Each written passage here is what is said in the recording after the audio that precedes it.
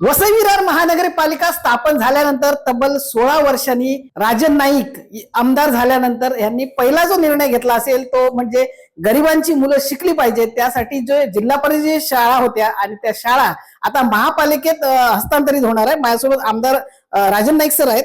काय सांगाल, हा तुमचा विजय आहे? नमस्कार। हा राजन नाईकचा विजय नसून हा वसई नालासोपारा विरार मधील जनतेचा विजय आहे।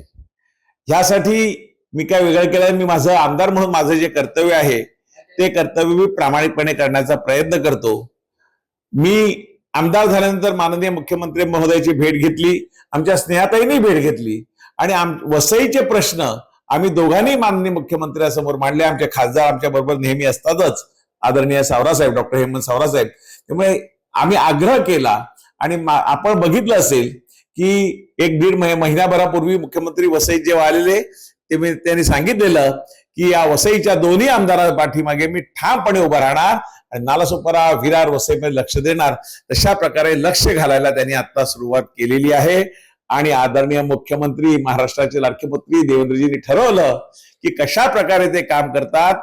15 वर्षाची मागणी ज्या जिल्हा परिषद शाळा आणि जिल्हा परिषद हॉस्पिटल दवाखाने विनामूल्य जवळ 100 ते 150 कोटीची प्रॉपर्टी या वसई विरार महापालिकेला विनामूल्य दिली। त्याचबरोबर 22 कोटीची हॉस्पिटलची जागा जे गेल्या वर्षी भूमिपूजन त्याचं झालेलं आणि आजपर्यंत काम जागा नावावर नसल्यामुळे होत नव्हतं, ती जागा मी आमदार झाल्यानंतर आदरणीय मुख्यमंत्री महोदयाला विनंती केली आणि आपण बघताच असाल की कोकण आयुक्तांकडे बैठक लावण्याची त्यांनी एंडोर्समेंट केली। त्यांनी मुख्यमंत्री महोदयांनी आदेश दिले की सांगितलं की ही जागा महापालिकेच्या नावावर करा। कोर्टाच्या नावावर पहिली शासनाच्या नावावर झाली, शासनाच्या नावावर तर 8 दिवसामध्ये कॅबिनेटमध्ये ते प्रपोजल जाईल आणि 22 कोटीची जागा नाममात्र 1 रुपया किमतीने आपल्या वसई विरार महापालिकेला मिळेल। म्हणजे हॉस्पिटलचाही मार्ग सुकर होईल। आज शाळेचा जो निर्णय झाला, मला अत्यंत समाधान आहे की या 20,600 मुलं 116 शाळेमध्ये या वसई विरार महापालिकेमध्ये शिकतात। त्यांना शिक्षण मिळत नाही का तर मिळते, पण महापालिका अधिक चांगल्या प्रकारे त्यांना चांगल्या सुखसोयी देऊन अधिक चांगल्या प्रकारे शिक्षण देते। भविष्य काळामध्ये सेमी इंग्लिश असेल, इंग्लिश असेल, ह्या माध्यमाच्या शाळा इथे चालू करता येतील। ह्या ज्या जिल्हा परिषदच्या जागा आहेत, ज्या महापालिकेला वर्ग होणार आहेत, त्या जागा मोक्याच्या आहेत, लोकांना इझिली जाता येते। तिथे थोडं काही ठिकाणी प्लेग्राऊंड पण आहेत, पण त्याचा उपयोग विद्यार्थ्यांसाठी निश्चितपणे होईल आणि चांगल्या शाळा ह्या वसई विरार महापालिकेमध्ये एरियामध्ये होतील।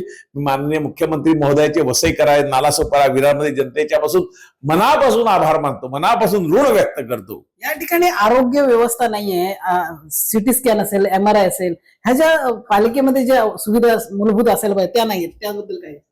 सगळ्या नागरिकांना आज थोड्या प्रमाणात काय जर जास्त त्रास झाला तर महापालिकेचे डॉक्टर सांगतात मुंबईला जा, कारण महापालिकेकडे मल्टी स्पेशालिटी हॉस्पिटल आज नाही आहे।